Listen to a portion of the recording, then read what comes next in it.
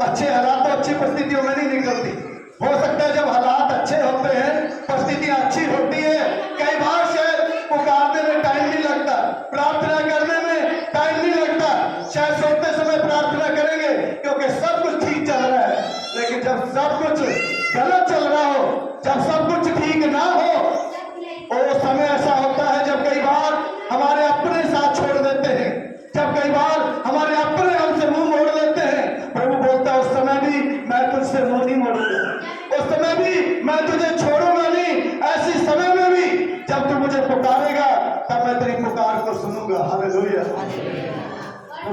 Bible में बहुत उदाहरण है जब लोगों में कठिन हालातों में, विपरीत परिस्थितियों में उनके अपनों ने उन्हें छोड़ दिया। बाइबल के अंदर 38 साल का बीमार व्यक्ति है। 38 साल क्यों लगे उसको? क्योंकि जब पानी हिलता था, पानी के हिलने से जो कोई उस कुंड में से उतारेगा तो वो व्यक्ति ठीक हो जाएगा। इसके अपने इसको छोड़कर चले गए, कोई भी वहां पर नहीं इसको कुंड में उतारने के लिए, छोड़ दिया उस परिस्थितियों में।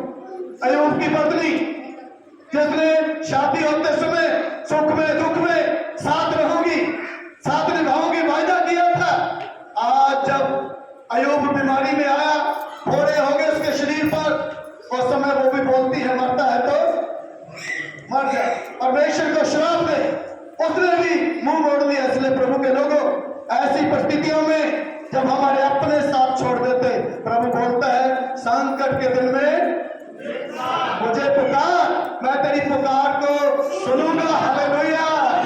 और ना केवल सुनूंगा, कल के तुझे छुड़ाऊंगा भी, और फिर तू मेरी महिमा करने पाएगा। हालेलुया। लेकिन पुकारना कैसे है वो थोड़ी देर हम परमेश्वर के वचन से 20-25 मिनट देखने की कोशिश करेंगे, कैसे पुकारना है।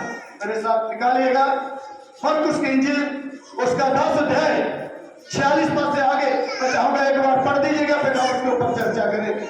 मरकुस की इंजील the book of Mark chapter 10 verse 46 to 1।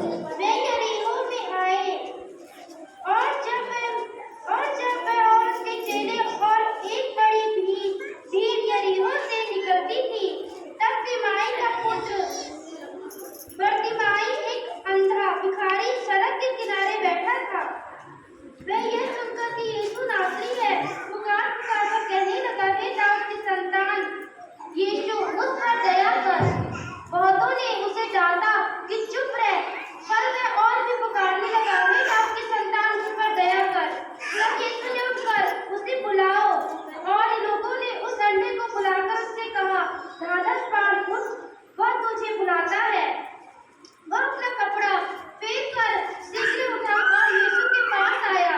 इस पर यीशु ने उससे कहा, तू क्या चाहता है कि मैं तेरे लिए करूं? अंधे ने उससे कहा, हे रबी, यह कि मैं देखने लगूं। यीशु ने उससे कहा, चला जा, तेरे विश्वास ने तुझे चंगा कर दिया है। वह तुरंत देखने लगा और मार्ग में उसके पीछे हो लिया। आमीन, आमीन, हालेलुया। परमेश्वर के लोगों, इस कहानी को आपने बहुत बार बाइबल से पढ़ा है, बहुत बार इसमें से प्रचार हुआ होगा, लेकिन प्रभु ने जो मेरे मन में दिया एक सोच, एक विचार, किस प्रकार से पुकारना है। यहाँ अंधे भिखारी की कहानी हमें बताती है, जो हमने भजन संहिता 50 अध्याय में से पढ़ा था। दुखों के दिनों में, संकट के दिनों में, परेशानियों के दिनों में